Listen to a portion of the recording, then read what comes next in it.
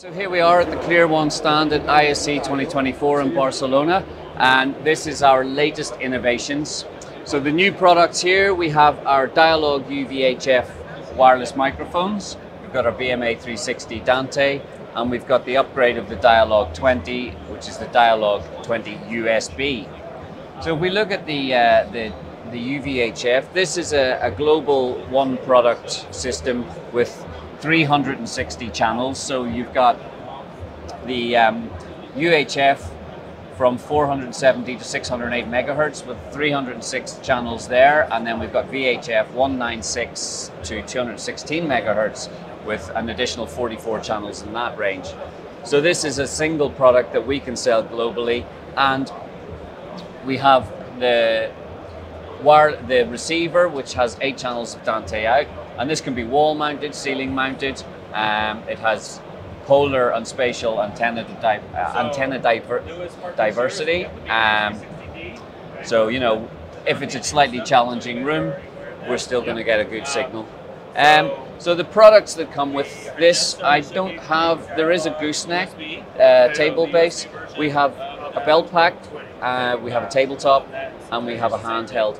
And within these, there are some interesting features. So the tabletop, for instance, has dual capsules, so we can actually select whether we want to use an omnidirectional mic or a cardioid mic. So we can actually go into the system, change that over. So you only need to buy one product, and then you can change it to use it as you wish. A few other features. So the handheld and the belt pack have a motion sensor in them. So we can set a timeout that if someone sets it on the table, it goes to sleep and you save your battery. Also, the buttons are configurable, so you can have the button as an on-off button or as a mute button, and that's the same for the handheld.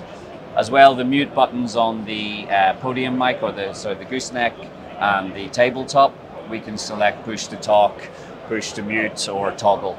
So there's a lot of configuration that can be done. Also within the charging dock, we have some spare batteries charging, you know, so you're not going to run into issues with batteries dying. But even with that, you can actually power the microphones and charge the microphones with USB-C. So you may want to just take the batteries out and leave the table mics there all day if you have a very long meeting. But we can still cover, I believe, 12 hours. So that's there. The configuration is done on the web, so you can see some of this is looking at the dock. You can see some of the features here. It'll give you, I don't know if it looks like I'm offline, but it'll give you the remaining battery. You can adjust the level. There's a low cut. You can adjust the transmitter power from 1 milliwatt to 10. This is your power switch. You can change that. The mute button toggles.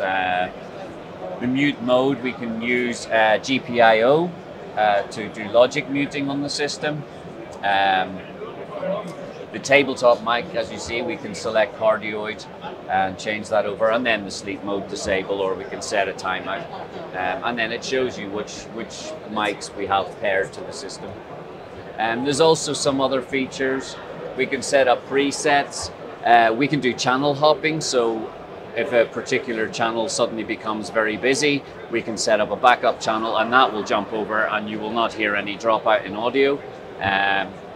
We can actually do RF scans to see what frequencies are being used, what's busy in that spectrum. I believe you can do that. Other systems, you might have to buy the software to do that. This is built in on the system. Is encryption and security important? There is encryption. It's AES 256, I believe, with the FIPS 197. Several people asked me what that was yesterday. That's above my pay grade. I'm not, you know, I know that we need encryption. What standard of it, I guess it depends. Sure. This is always questions I would raise with the relevant people within the company that wants to purchase the equipment. So yeah, encryption is there, so it is suitable for a corporate environment. The other key issue here, or the key point, is that the latency is 9 milliseconds. So compared to a DECT system, that's half the latency, or less than half the latency. So where this comes in, if you've got some sound reinforcement and the front row can hear the person speaking, and then they're hearing the latency coming out of the ceiling speakers. That's going to get tiring after a while, so it's very important to have the low latency. This box, we have a breakout box, so this is Dante, 8 channels out to analog, but it also has the GPIO, so you can configure your mute sync and things like that. And it also has a mix out, so you can monitor all 8 channels, either on the 1/4 inch jack or on the USB on the front here. So all in all, it's a very well thought out product, and I expect we'll see some demand for these. Also here we have this product's been around for a couple of years, the Dialog 20. This is the USB, brand new USB version. So it still has XLR outs. We can P-Link, peripheral link this back to our Converge Pro 2 DSPs. We've got a mix out again on 1/4 inch jack, and now we have the USB. And as you can see, this is actually powered off the USB. This is also capable of doing some channel hopping, and as well we can do the RF scan as well with this. So this is quite popular in education, that kind of environment, and it is 2.4 gigahertz. However, it is again not decked, so the latency on this is also quite low. It's actually 4 milliseconds on this product. What else new? We have the BMA 360D. So the BMA 360 has been around for a few years. Previously, we could only use it with our Converge Pro 2 console, Converge Pro 2 DSP, but now we've got the Dante version, and this one is configured with Console AI. So you can see here we've got the system up, and for configuration, it's very simple. We just select our room size and room shape. So we've got coverage patterns, circle, rectangular, or semicircle. So in this instance, if the tile is up against the wall, we're picking up away from it, or we can have 2 tiles back to back, and then we can just change the size of the room, and that changes the number of beams as well. We can also go in and drag beams around to where we need them, and if we go, we have some additional controls to actually change the height. So if people are seated or standing, we can adjust the height of that slightly. Also on board, all the processing that we really need. We've got echo cancellation, we've got noise cancellation, and we've got some EQ filters we can add, as well as level control. And then if we jump in and actually look at the advanced configuration, here we have our 4-channel amplifier, so we can bridge this to 2 channels 30 watts or run it as 4 channels at 15 watts. So basically we have a single cable running up into the ceiling to attach to the ceiling tile, and then you can run your ceiling speakers from there as well. In the advanced mode, we have beam silencing.